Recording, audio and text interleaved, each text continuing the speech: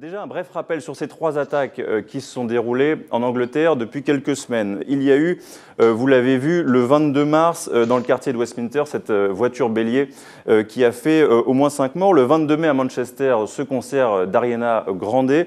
Et puis samedi dernier au London Bridge. On est déjà quand même à plus de 34 morts pour ces trois attentats. Et regardez ce que nous dit un internaute.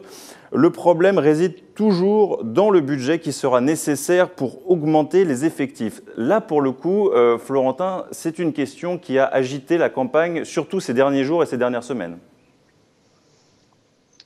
Oui, complètement ces derniers jours, parce que Theresa May a dit qu'on ne pouvait plus rester complaisant avec les terroristes.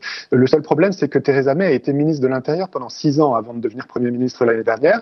Et pendant ces 6 ans, le budget de la police a été réduit de 22%. Les effectifs des policiers ont été réduits de 20 000 dans le pays, et même le nombre de policiers armés, qui sont une petite minorité des forces de l'ordre britanniques, a diminué ces derniers temps. Donc la polémique a beaucoup porté là-dessus, et l'opposition a reproché à Theresa May de vouloir proposer de garantir la sécurité au pays au rabais, en rognant sur les budgets, et ça a permis à l'opposition travailliste de s'engouffrer dans cette brèche et de dire que Theresa May ne peut pas garantir la sécurité du pays dans ces conditions, alors qu'un programme d'austérité est prévu de continuer de s'appliquer dans les prochaines années, et de nombreuses réductions de budget pourraient s'appliquer à la police dans les années qui viennent. Le maire de Londres, Sadiq Khan, l'a aussi souligné.